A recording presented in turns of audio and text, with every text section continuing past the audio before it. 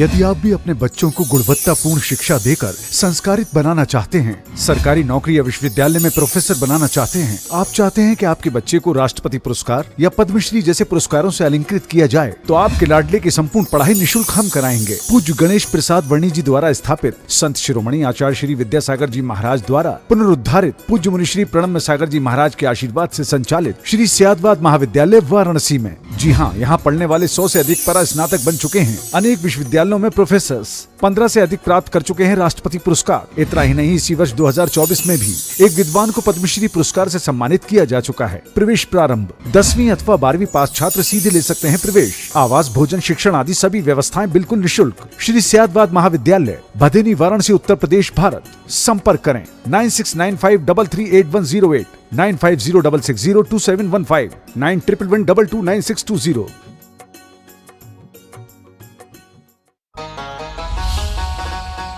इस कार्यक्रम के पुण्यार्जक हैं प्रणम्य वाणी देवदूत। प्रणम्य गुरु की वाणी पहुंचे घर घर, सम्यक ज्ञान प्रभावना होवे घर घर। सभी प्रणम्य वाणी देवदूत के पुण्य की बहुत बहुत अनुमोदना। अधिक जानकारी के लिए संपर्क करें। गुरु चरणों में समर्पित गुरु भक्त परिवार, USA।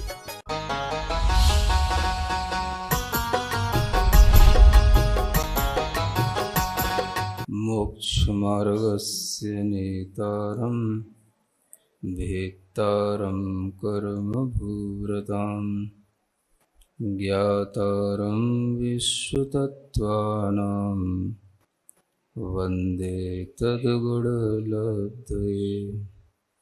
देवादिदेव आदिम तीर्थंकर श्री ऋषभनाथ भगवान की, वर्तमान शासन नायक श्री वर्धमान महावीर भगवान की, परम पूज्य आचार्य गुरुवर श्री विद्यासागर जी महाराज की। तत्वार सूत ग्रंथराज के 8वें अध्याय में प्रथम सूत्र बंध के हेतुओं को बताने के लिए है। मिथ्या दर्शन के बाद अविरति का नंबर आता है, क्योंकि एक तो बंध उल्टी श्रद्धा के कारण से होता है और एक बंध विरति का अभाव होने से होता है। आत्मा के अंदर ये जो बंध के कारण हैं, ये कर्म के रूप में सदैव विद्यमान रहते हैं और इन कर्म के बंध के कारणों का जब तक हम बुद्धिपूर्वक अभाव नहीं करते, तब तक ये बंध के प्रत्यय हमसे छूटते नहीं। जिस तरह से मिथ्यात्व को बुद्धिपूर्वक छोड़ा जाता है, उसी तरीके से अविरति को भी बुद्धिपूर्वक छोड़ा जाता है। अनादिकाल से जिस तरह से मिथ्यात्व, मिथ्या श्रद्धा जीव के अंदर कर्म के उदय के कारण से चलती रहती है, वैसे ही अविरति भाव भी कर्म के उदय से निरंतर चलता रहता है। इसी अविरति भाव को असंयम भाव भी कहते हैं और असंयम की मार्गणा में ही जीव का संसार बना रहता है। यह अविरति का जो भाव है, यह आचार्यों ने कहा कि विरति नहीं होने का नाम ही अविरति है। संसार से विरति नहीं होना और जो संसार को बढ़ाने वाली जीवों की हिंसा या इंद्रियों की प्रवृत्ति है, उससे विरति नहीं होने का नाम ही अविरति कहा जाता है। तो इस अविरति को भी दो भेदों में सर्वप्रथम व्याख्यायित किया जाता है कि एक तो प्राणियों का संयम नहीं होना या प्राणी असंयम होना, ये एक प्रकार की अविरति है, और दूसरा है इंद्रियों का संयम नहीं होना, मन का संयम नहीं होना, ये दूसरे प्रकार की अविरति है।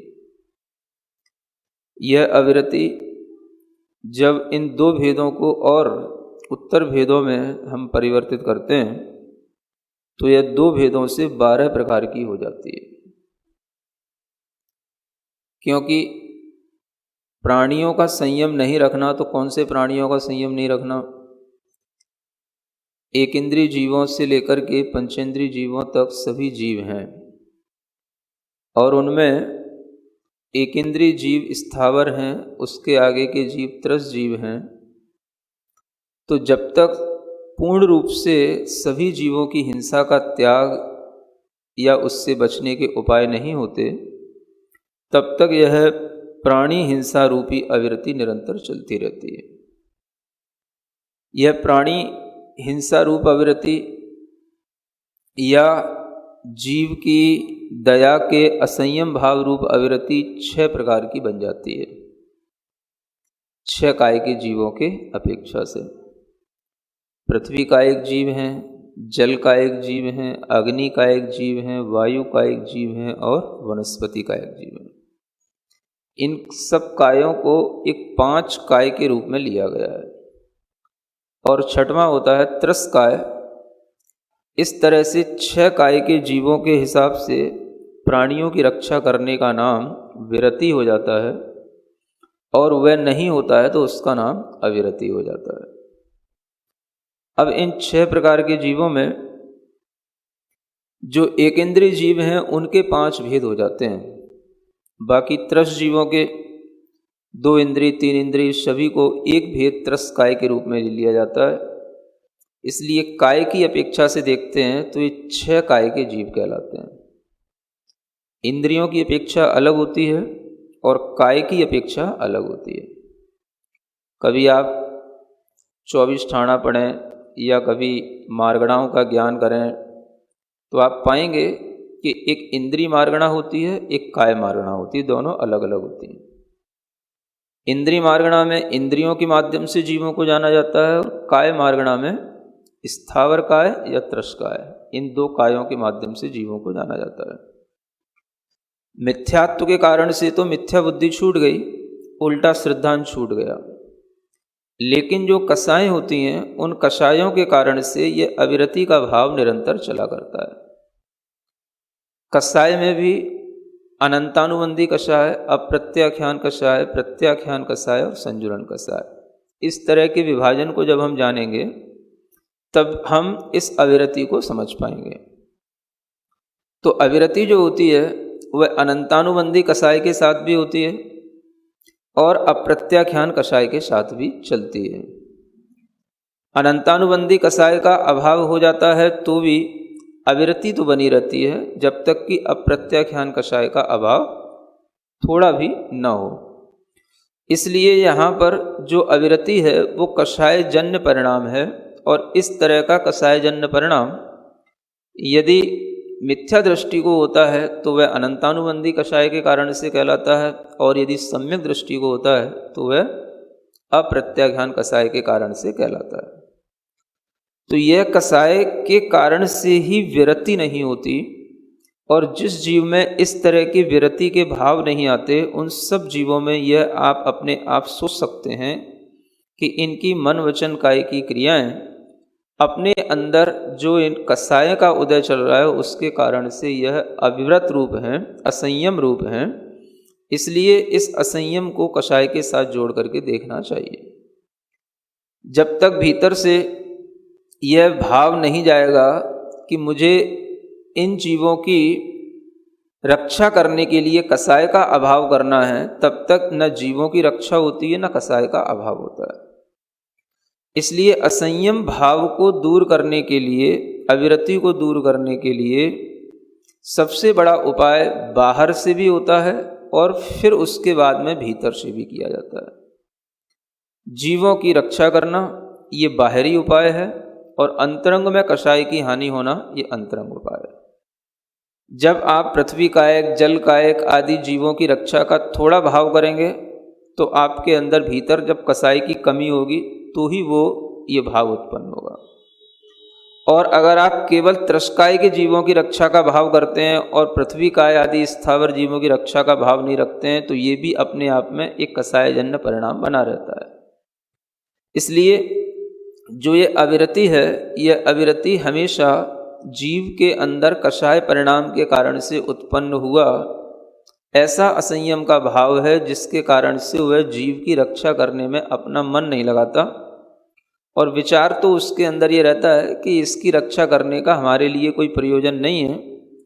जीव तो अपने कर्म के उदय से जीता है, अपने कर्म के उदय से मरता है, और वह जीव रक्षा करने में अपना कोई भी उपयोग नहीं लगा पाता, वो उसकी अपनी इसी कसाय के उदय का परिणाम होता है। तो आचार्य कहते हैं कि हमेशा जीव रक्षा का भाव यदि आपके अंदर पैदा होगा तो सबसे पहले आप त्रस काय के जीवों की रक्षा का भाव पैदा कर पाएंगे। स्थावर जीवों की रक्षा बहुत बाद में होती है, और वो तब होती है जब अपने पास कोई भी ऐसे साधन न हो जो स्थावर जीवों के घात करने में निमित्त बनते हों। अगर हम कभी भी किन्हीं भी जीवों को अपने अंदर संयम भाव के साथ में उन जीवों की रक्षा करने के निमित्त से उन जीवों के लिए हम अपने भाव प्रेषित करेंगे तो वह त्रस्त जीवों की हिंसा के रूप में ही सबसे पहले आ जाता है। इसीलिए आप देखते हैं कि कोई भी लोग होते हैं, थोड़ा सा जो बड़े बड़े जीव हैं उन बड़े जीवों में तो रक्षा करने का भाव ले आते हैं, लेकिन छोटे जीवों की रक्षा करने का भाव किसी को नहीं आता, क्योंकि उसमें स्थावर जीवों में जीव तो दिखाई नहीं देता, केवल बस हमें मानना पड़ता है श्रद्धा के माध्यम से। तो यहाँ पर भी यह एक सूक्ष्म भाव हो गया। जो बड़े जीव हैं उन्हें तो हम देख पाते हैं, और उन बड़े जीवों में भी देखेंगे कि उनमें भी जो बड़े जीव हैं, जैसे 2 इंद्रिय से लेकर पंचेंद्रिय तक के जीव हैं, तो उनमें जो पंचेंद्रिय जीव हैं उनकी हिंसा में तो फिर भी कहीं दुख हो जाता है किसी को, लेकिन अन्य 4 इंद्रिय, 3 इंद्रिय, 2 इंद्रिय जीवों की हिंसा में तो वो भी दुख नहीं होता है। और दुख नहीं होना ये किसके कारण से होता है? ये अपने भीतर की कसाई के कारण से होता है। क्योंकि कसाई का उदय है तो हमें उस जीव के प्रति एक घृणा का भाव पैदा होता है। हिंसा किससे होती है? घृणा भाव से, द्वेष भाव से। तो यह कसाय जो हिंसा कराती है वो द्वेष भाव है। आप विचार करें, 5 इंद्रिय जीव का कहीं वध होगा तब तो थोड़ा सा दया भाव आ जाएगा। किसी के घर में कहीं कबूतर कुछ अधमरासा हो रहा हो, कहीं कोई कुत्ते की टांग टूट गई हो, कहीं कोई बैल गाय भैंस को कोई मार रहा हो, तो आपके अंदर दया का भाव आ जाएगा, भाई क्यों मार रहे हो। लेकिन कहीं कोई जीव 4 इंद्रिय जीव जैसे मच्छर हैं, मक्खियां हैं, इनको कोई मार रहा हो तो आप उसी को नहीं रोकोगे। 3 इंद्रिय जीवों को कोई मारता है, चींटी वगैरह, तो ना आपके अंदर भाव आता है कि हमें बचाना है, ना आप दूसरे को रोकने की एक हिम्मत कर पाते हो या सोच पाते हो कि इनको भी बचाने का कोई भाव होना चाहिए। इसी तरीके से जो 2 इंद्रिय होते हैं, जो अनेक प्रकार की गंदगियों में उत्पन्न होते हैं, उन जीवों के लिए भी कोई रक्षा करने का भाव सामान्य व्यक्ति के अंदर नहीं आ पाता। तो त्रस्त जीवों में भी आप देखें कि हम अगर पंचेंद्रिय जीव के प्रति केवल दया का भाव ला रहे हैं तो हमारी कसाय में उतनी ही कमी आई है कि हम केवल पंचेंद्रिय जीव के प्रति दया का भाव रख पा रहे हैं। और उसमें भी अगर आप देखेंगे कि जो पंचेंद्रिय अपने परिचित हैं या अपने देश के हैं या अपने धर्म के हैं, उनके प्रति तो दया भाव आए, और जब कभी कोई दूसरे देश के या दूसरे धर्म के या दूसरे कोई अन्य जाति आदि के लोगों की मृत्यु आदि हो और आपके अंदर कोई भी फर्क ना पड़े, तो ये भी समझना कि ये भी एक कसायजन्य भाव है कि हमें केवल अपने से मतलब है, दूसरे से कोई मतलब नहीं है। माने ये सब कसाय के परिणाम हैं, जिसके कारण से हम जीवों की रक्षा के प्रति सजग नहीं हो पाते और सब जीवों के बचाव का भाव हमारे अंदर नहीं आता। या जब जीव जहाँ कहीं भी मर रहे होते हैं तो हम उनके प्रति अगर ये भाव रखते हैं कि इन्हें तो मरना ही था, ये तो इसीलिए पैदा हुए थे, इसलिए ऐसे भाव भी अपने अंदर उस कसाय के कारण से पैदा होते हैं। कहीं कोई आतंकवादी मर जाता है, कोई दूसरे देश का भी कोई नागरिक या कहना चाहिए सिपाही या मिलिट्री का जवान अगर कोई मर जाता है, शहीद हो जाता है, तो कुछ नहीं होता है। जब हंगामा होता है, अपने देश का कुछ मर जाता है कोई होता है, तो अपने को लगता है कि हाँ कुछ गलत हो गया, और दूसरे देश का मर रहा है तो अपने को नहीं लगता कि गलत हो गया। तो इसमें भी कसाई काम करती है। इसीलिए तो अड़ुव्रत दिलाए जाते हैं, और जब अड़ुव्रत ले लिए जाते हैं तभी ये बात समझ में आती है कि जो हमारी केवल सीमा में है, बस अब उतना ही हमारे लिए प्रयोजनीय या विचारणीय बस बात रह गई है। बाकी जो हमारी सीमा के बाहर है वो सब का हमारे लिए त्याग हो गया। तो उसके बारे में चाहे वो कोई हो, अपनी जाति का हो, अपने धर्म का हो, अपने देश का हो या दूसरे धर्म का हो, उसे ये दिखाई देगा भाई मनुष्य तो मनुष्य है, पशु तो पशु है। वह चाहे कहीं भी जीवित रहने वाला हो, वह अगर किसी भी तरीके से उसकी हिंसा होती है तो उसके अंदर उसका भी दुख होता है। तब उसके अंदर कहा जाएगा कि हाँ, यह कषाय की कमी का भाव आया। व्रतियों के लिए देश प्रेम नहीं होता क्या? देश प्रेम तो होएगा, लेकिन वो उस देश प्रेम का मतलब ये नहीं है कि वो इसको अच्छा समझे कि हमारे लिए जो सैनिक मरे वो गलत हो गया, उनके सैनिक मरे वो अच्छा हो गया। अगर देश प्रेम है तो फिर उसी तरीके से देश की रक्षा के लिए निकल पड़ो, और नहीं है तो बिना वजह अपनी कसाई को बढ़ा करके कर्म बंद करने का कोई प्रयोजन सिद्ध नहीं होता है। संसारी जीवों में भी कोई जीवों में तो पशुओं के लिए भाव आएगा, कभी पक्षियों के लिए भाव आएगा, किसी किसी का समुद्री जीवों में कोई भाव नहीं बनता है कि ये जीव हैं, इनको भी मारना चाहिए या नहीं मारना चाहिए, लेकिन वो सोच लेते हैं कि नहीं, ये समुद्री जीव तो केवल इसीलिए होते हैं, तो उनको मारने में उन्हें कभी हिंसा का भाव नहीं लगता, उनके प्रति कभी दया का भाव नहीं आता। तो ये क्यों होता है? तो उनकी जो कसाएं बढ़ी हुई हैं उसके कारण से अविरति बनी रहती है। इसलिए जब भी कभी किसी भी जीव को अपने अंदर कषाय की कमी करने का भाव लाना पड़ेगा तो उसे ये संकल्प लेना पड़ेगा कि मैं ये हिंसा नहीं करूंगा, इन जीवों की हिंसा नहीं करूंगा। जैसे ही अड़ुव्रति बनता है तो सबसे उसके अंदर क्या सिखाया जाता है? त्रस हिंसा नहीं करने का संकल्प। माने त्रस माने सभी त्रस हो गए, चाहे वो मनुष्य हो, पशु हो, पक्षी हो, या कोई भी जो है उड़ने वाले कीड़े मकोड़े हों, किसी भी जीव की हिंसा नहीं करने का नाम ही त्रस हिंसा का त्याग होता है। इसलिए अविरति जो भाव है, यह भाव अनेक प्रकार का है, लेकिन सामान्य से समझाने के लिए आचार्यों ने इसे 6 भागों में बांट दिया है। और उनमें भी त्रस जीव को अलग रखा है, क्योंकि त्रस अपने आप में एक सब प्रकार के त्रस जीवों के समुदाय में जितने भी जीव आ जाते हैं सभी उनको ग्रहण कर लिया जाता है। और उन जीवों में भी जब इस तरीके से दया के प्रति उन जीवों की रक्षा के भाव बन जाते हैं, तब जाकर के वो स्थावर जीवों की रक्षा के बारे में सोच पाता है।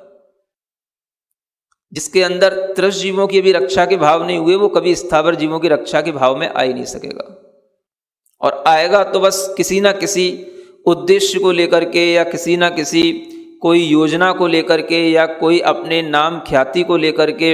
इस तरीके का आयोजन भले ही हो जाएगा, जैसे कि जलकायक जीवों को बचाना चाहिए, कई लोग तरह तरह की योजनाएं बना सकते हैं, उपाय निकाल सकते हैं, लेकिन वो सभी जलकायक जीवों की रक्षा करने के भाव में हो ऐसा नहीं है, क्योंकि उन्हें कोई प्रोजेक्ट दे दिया गया है इसलिए उन्हें ऐसी बातें करना है। तो दया के भाव के साथ में यह असंयम भाव की विरक्ति होती है, इसलिए ये अविरति भाव अपने अंदर जो बना रहता है वह कसाय के उद्रेक के कारण से बना रहता है।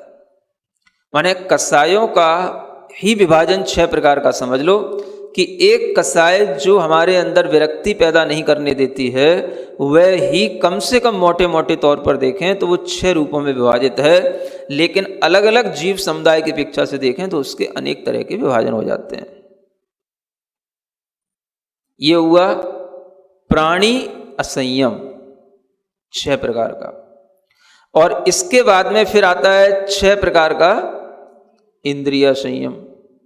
उसमें स्पर्शन इंद्री, रसना इंद्री, घ्राण इंद्री, चक्षु इंद्री, कर्ण इंद्री, ये 5 इंद्रियां और एक मन, इन 6 चीज़ों को लेकर के जिसका किसी भी तरीके का संयम का भाव नहीं है, तो वह इन 6 प्रकार के असंयम भाव से निरंतर अविरत बना रहता है। बाहर की अपेक्षा से प्राणी संयम है और भीतर की अपेक्षा से इंद्रिय संयम है, और ये दोनों प्रकार के संयम मिलकर के ये 12 प्रकार का असंयम से विरत होने वाला भाव 12 प्रकार का संयम कहलाता है। तो यह संयम का भाव नहीं होने का नाम अविरति है। इंद्रिय संयम में भी किसी भी प्रकार की इंद्रिय के माध्यम से किसी भी तरह का कोई संयम नहीं होना, और जब इंद्रिय संयम नहीं होगा तो उसे प्राणी घात में भी कुछ भी फर्क नहीं पड़ेगा, क्योंकि इंद्रिय संयम नहीं हो रहा है, इसका मतलब क्या है, अपनी इंद्रियों के प्रति राग है। और जब अपनी इंद्रियों के प्रति राग हो जाता है तो फिर दूसरे के साथ कुछ भी गलत हो जाए हमें उसकी कोई चिंता नहीं, इसलिए दूसरे से द्वेष भी हो जाएगा तो वह उसके लिए पता नहीं पड़ेगा और वह उसको अच्छा मान लेगा, क्योंकि हम तो सुरक्षित हैं। तो ये दोनों चीजें चलती रहती हैं, आप समझें इसको, एक राग की प्रवृत्ति से और एक द्वेष की प्रवृत्ति से। इंद्रियों का जो असंयम है उसमें राग की प्रधानता है, और जीवों का जो असंयम है वो उसी राग के कारण से वो द्वेष पैदा कर रहा है, वो द्वेष की प्रधानता है। इसलिए आपने कभी सुना होगा कि जितना हमारे अंदर राग होता है उतना द्वेष भी होता है, राग और द्वेष साथ साथ चलते हैं। तो राग अगर हमारे अंदर अपनी इंद्रियों के विषयों के प्रति रहता है तो द्वेष भी उतना ही हमारे लिए जीवों की हिंसा में आ जाता है, उनकी हिंसा के लिए हो जाता है। ये दोनों चीज जुड़ी हुई हैं, इसलिए जहां राग है वहां द्वेष है। राग के कारण से ही वह इंद्रियों की उन प्रवृत्तियों को अच्छा बनाए रखने के लिए दूसरे जीवों को हानि पहुंचाने में, उनसे द्वेष करके उनकी हिंसा करने में कभी भी कोई भी अपने अंदर कष्ट महसूस नहीं करेगा। ये राग की प्रवृत्ति के कारण से होता है। राग और द्वेष साथ साथ चलते हैं, जहां राग है समझो वहां पर द्वेष भी है। किस रूप में है, तो इस तरीके से समझो, जिस चीज में आपको राग है तो फिर उससे संबंधित आपसे कही जाए कोई भी चीज कि इसमें हिंसा है तो आप मानोगे नहीं। खाने के लिए मना किया जाता है, मान लो कोई भी चीजें हैं, बहुत बड़ी बड़ी चीजें, जैसे मान लो कि जैसे द्विदल होता है, मना किया जाता है कि भाई दही बड़े नहीं खाना। तो अब खाने का राग है, इसके कारण से हमें इस बात से कोई फर्क नहीं पड़ता कि उसमें जीव उत्पत्ति होती है, वो जीवों की हिंसा का कारण है, हमारे द्वारा ही जीव मरते हैं उत्पन्न होकर के, कोई फर्क नहीं पड़ता अगर राग है तो राग के साथ ही हिंसा हो रही, राग के साथ ही द्वेष चल रहा है। अगर राग की कमी हो जाएगी तो अपने आप वह हिंसा छूट जाएगी। तो जो लोग किसी चीज को छोड़ पाते हैं, जब उनसे कुछ चीज को मना किया जाता है तो वो तब छोड़ पाते हैं जब उन्हें पहले अपने अंदर का राग छोड़ना पड़ता है। जीव दया का भाव तो बाद में आएगा, पहले भीतर से राग का भाव छूटना पड़ेगा। ये भीतर की मानसिकता है, मनोविज्ञान ये है।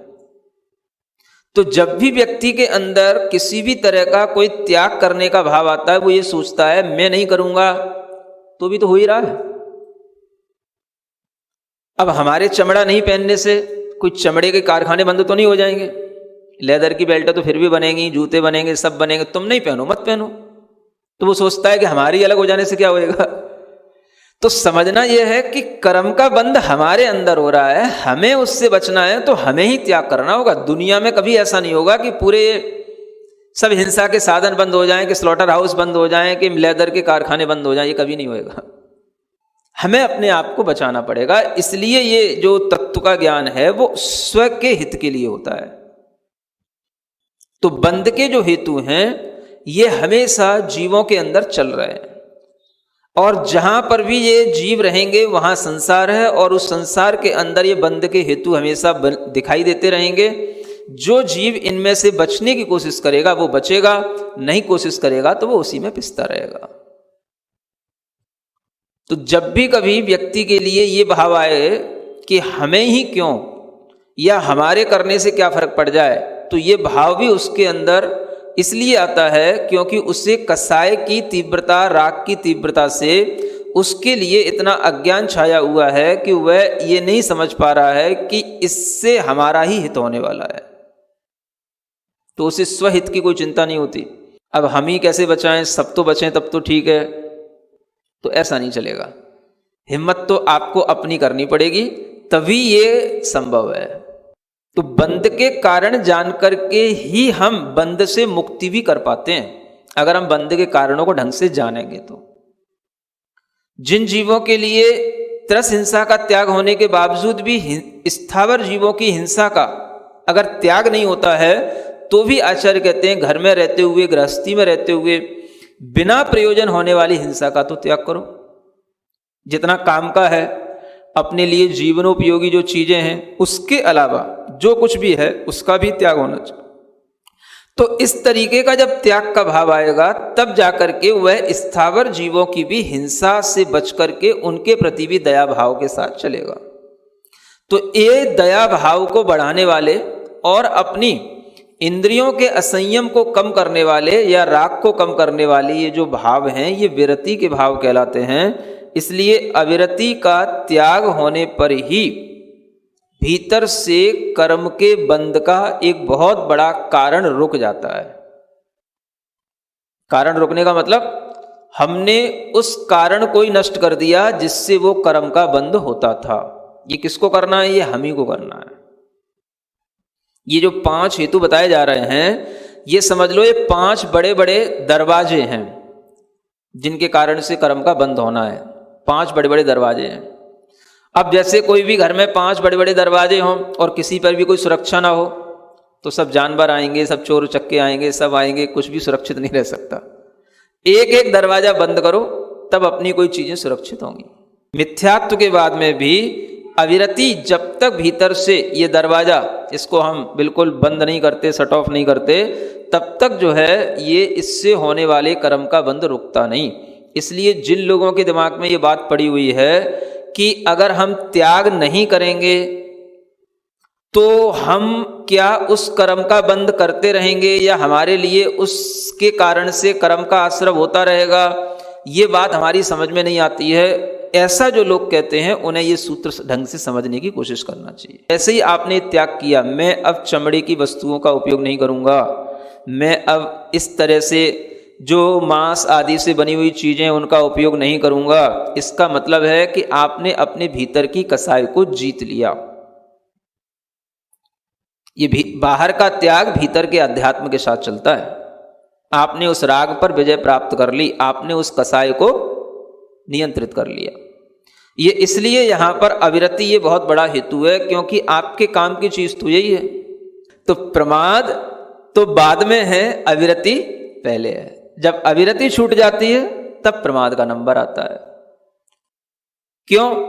क्योंकि अविरति छूटने के बाद भी जो व्रत हैं, व्रतों में भी फिर दोष जो लग जाते हैं वो प्रमाद के कारण से लगते हैं। जब अगर प्रमाद की तीव्रता है तो इतना भी हो सकता है कि वो कभी व्रत ही ना ले, लेकिन अगर व्रत ले लिया है तो उसके बावजूद भी प्रमाद बना रह सकता है।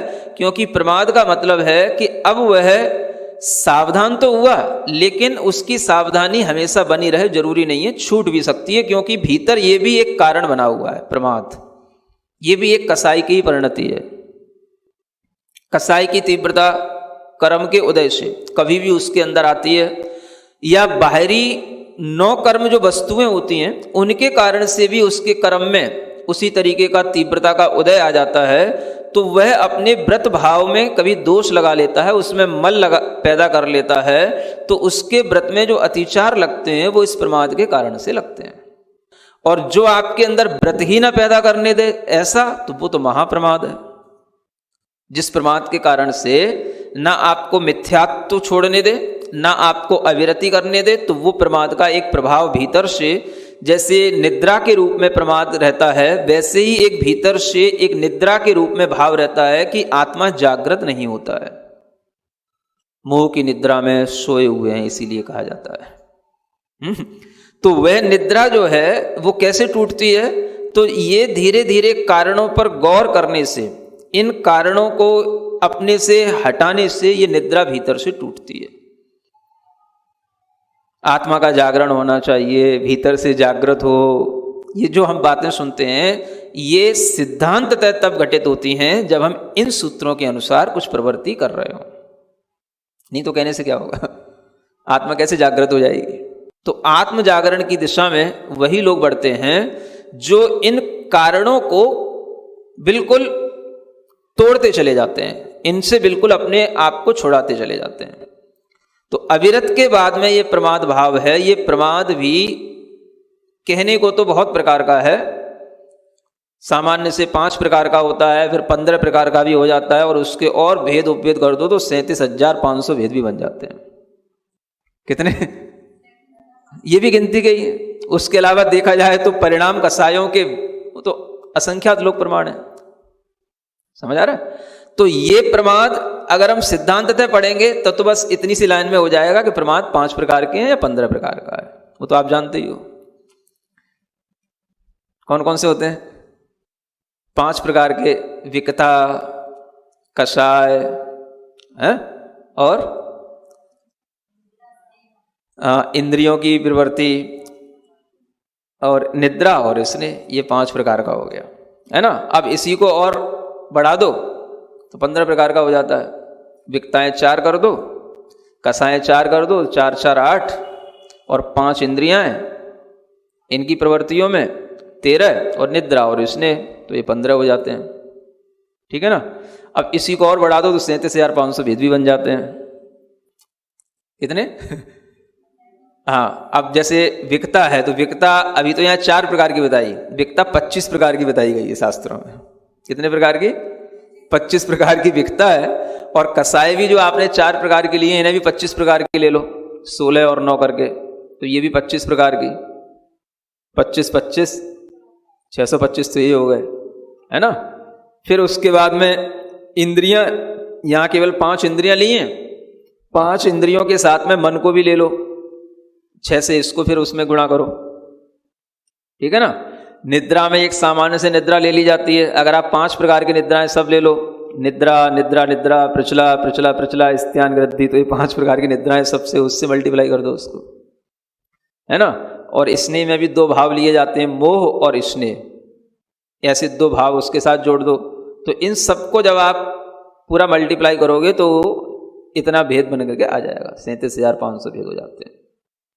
अब ये जो प्रमाद है, ये प्रमाद के भेद केवल उनके लिए नहीं है जो अविरति को छोड़ चुके हैं, ये नीचे से लेकर ऊपर तक है। माने प्रमाद कहां से चलेगा? मिथ्यात्व से लेकर के जब तक प्रमत्त दशा रहती है, यानी पहले गुणस्थान से लेकर के 6वें गुणस्थान तक प्रमाद है। अब इसका मतलब ये नहीं है कि 6वें गुणस्थान में ही प्रमाद है, नाम तो उस गुणस्थान का नाम है प्रमत्त विरक्त गुणस्थान। तो कई लोग तो यही समझते हैं मुनि महाराज ही प्रमादी होते हैं बस क्योंकि उन्हीं के गुणस्थान का नाम प्रमत्त विरत है, तो तुम सब अप्रमादी हो गए क्या? तो अब जो ये मिथ्यात्व के गुणस्थान में रहने वाला प्रमाद है, वो तो इतना बड़ा प्रमाद है कि उस प्रमाद के कारण से मिथ्यात्व को नहीं छोड़ पा रहा है। उस मिथ्या भाव को तोड़ने के लिए भी भीतर से जो सतर्कता होनी चाहिए, प्रमाद का अभाव होना चाहिए, वो नहीं आता। तो ये भी एक प्रमाद के ही कारण से होता है। तो इस तरह से प्रमाद पहले गुणस्थान से 6वें गुणस्थान तक चलता है।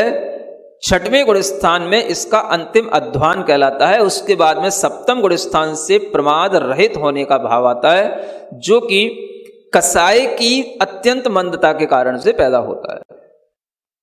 और इस प्रमाद के कारण से जीव के अंदर जिनमें व्रत नहीं है वो व्रत लेने के भाव नहीं होंगे, जिनमें सम्यक्त्व नहीं है उनमें मिथ्यात्व को छोड़ने के भाव नहीं होंगे, और जिनके अंदर व्रत आ गया तो उनके अंदर इतना भाव आएगा कि वो उस प्रमाद के कारण से उसमें दोष लगाएंगे, या सम्यक्त्व के कारण जिनके अंदर पैदा हो गए हैं तो उस सम्यक्त्व में भी दोष लगाने का कारण ये प्रमाद बन जाता है।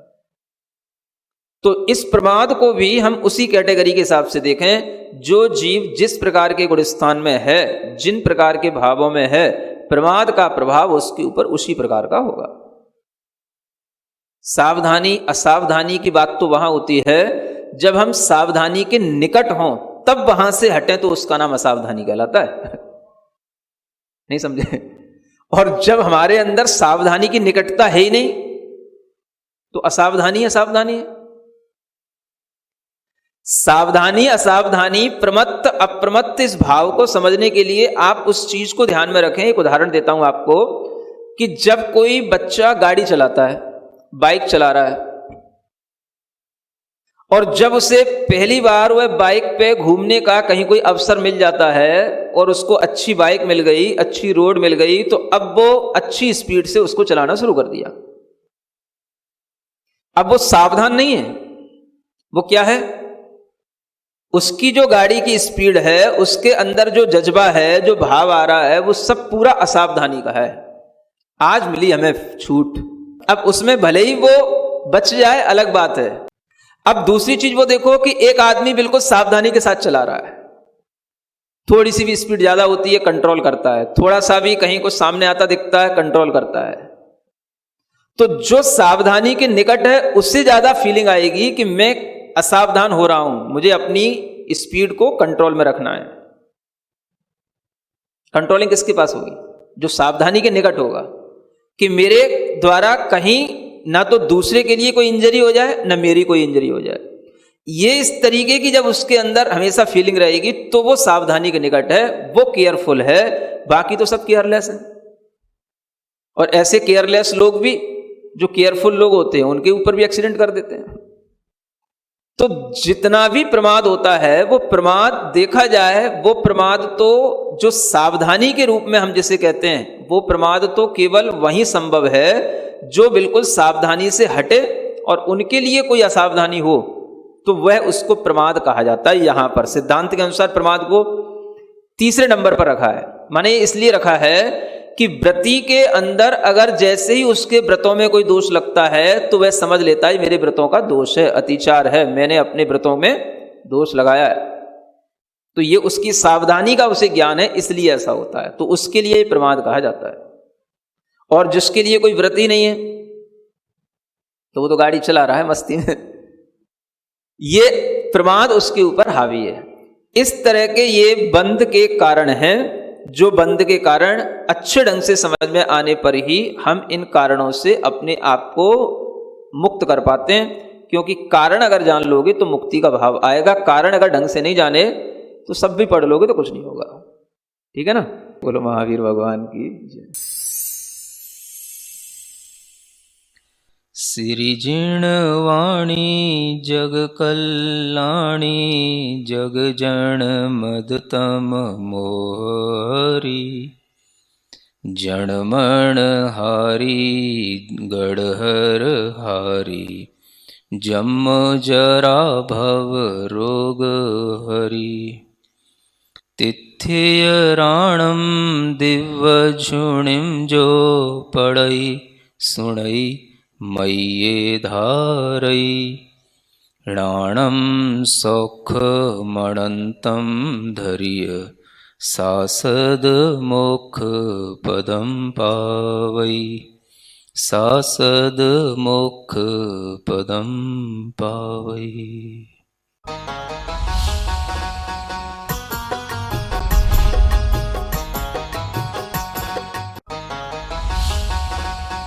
इस कार्यक्रम के पुण्यार्जक थे प्रणम्य वाणी देवदूत। प्रणम्य गुरु की वाणी पहुँचे घर घर, सम्यक ज्ञान प्रभावना होवे घर घर। सभी प्रणम्य वाणी देवदूत के पुण्य की बहुत बहुत अनुमोदना। अधिक जानकारी के लिए संपर्क करें। गुरुचरणों में समर्पित गुरु भक्त परिवार USA।